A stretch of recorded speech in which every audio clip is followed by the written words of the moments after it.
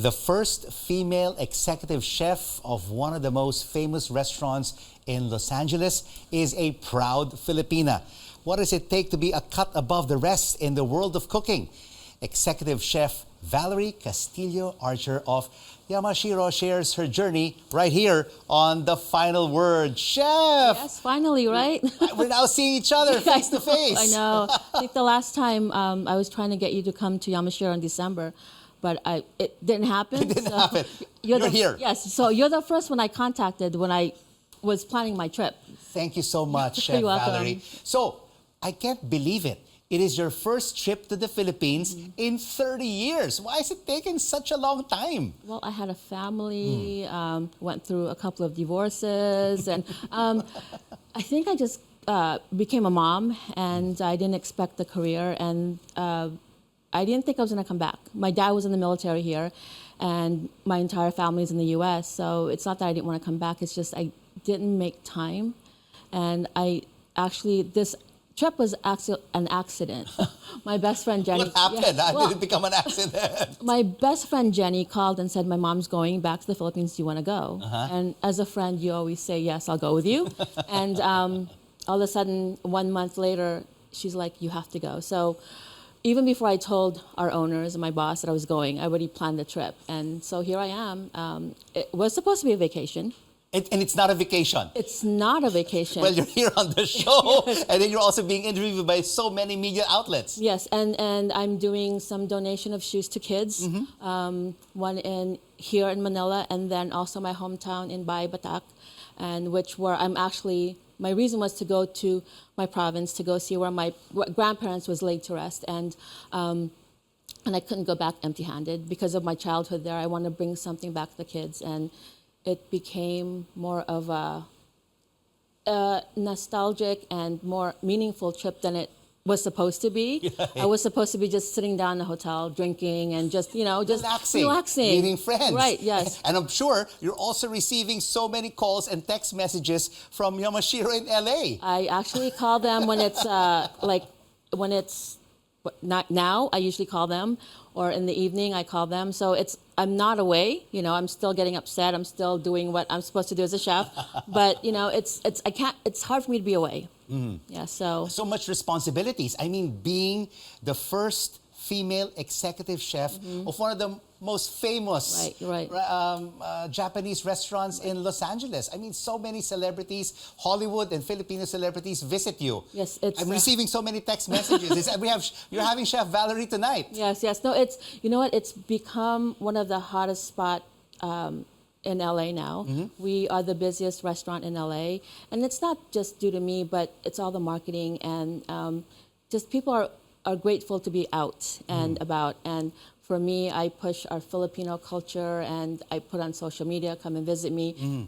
Artista or not, just come and visit. And it's so much fun. I enjoy. Ordinary Filipinos like myself. Yes, of course. Can also come over and see you. Yes, of course. Anyone can come in. I'm always there. I'm not in the kitchen all the time. I like to greet people and say hello. Yeah. 4 years as the executive chef at Yamashiro. What are you still learning in the business, Chef Vallerie? Basically, as a chef, you still have to be creative. And, even though I went to school, there are new things that happen, there are new dishes, and I don't want to go back to the old ways. So whatever new dishes, we hire new chefs, and it's always something to learn. And every day is a learning experience, and I've learned how to kind of control my anger.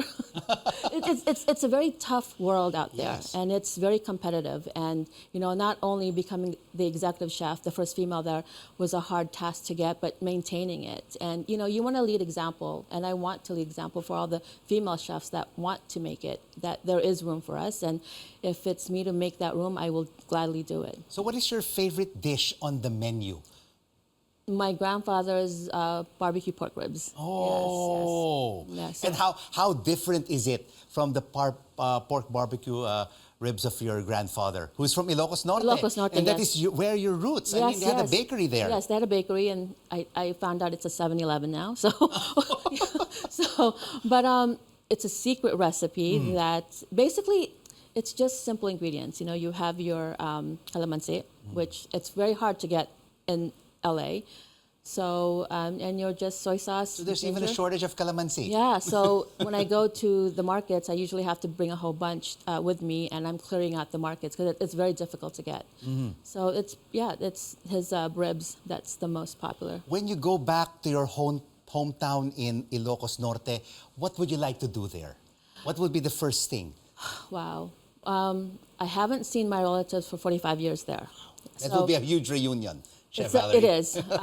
And I wanted to go back and see the house that I grew up in, and it's not there anymore. So it's I know it's going to be emotional, and I was going to bring my crew with me, but I just wanted this time for my family. Right. Yeah. So it is just a reunion Yes. between you and your family Right. in Ilocos Norte. And Yeah. this is when your vacation officially begins. Actually, my vacation officially begins when I check out at the airport going back home, so I can sleep. This is not a vacation.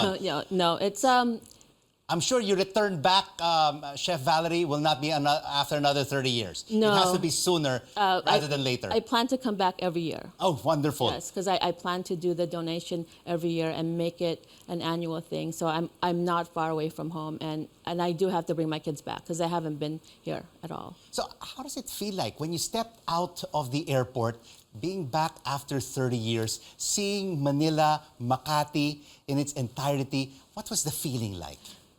It's a lot different. I have friends that come back and say, you will never recognize it. It's not the same. You know, the humidity's still there. But it's so advanced now. You know, there's so many shops. It's like being in LA. It's very busy. The traffic has gotten worse. But, you know, normally before when I lived here, I wasn't afraid of it. But now, you know, your buses are close to you and, you know, it's... What would you like to experience? I mean, you're leaving for the United States on September 8th. What would you still like to experience during your short stay here? I would love to experience the hospitality here, the love, and just embracing our culture and get to know more about the food and get to know my family more. So many restaurants right now in every Yes. nook and cranny Oh, I know. in Manila Yeah. and even in the provinces. Yes. What would you like to eat? And when I go back to Ilocos, it's our longanisa there, and in Pampanga, I want to go back there and get their sisig. Oh, yes. And then, so I've told this story to so many people. I have not eaten kare-kare at all in my whole entire life. And so... After this, we could have kare-kare. Yeah, so my goal is when I go back home to LA that I will learn to love kare-kare because everyone loves it, and that's my biggest goal.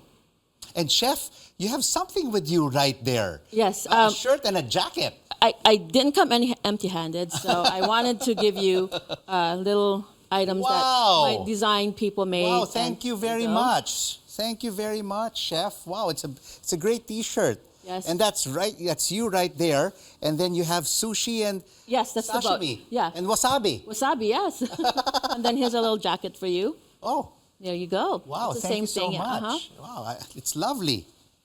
And is this being just given out? Is this just for me? Is this being given out as well? Well, I'm giving it out to people that I'm grateful for. And I mean, I would love to bring more, but I didn't want to come empty-handed here. Yes.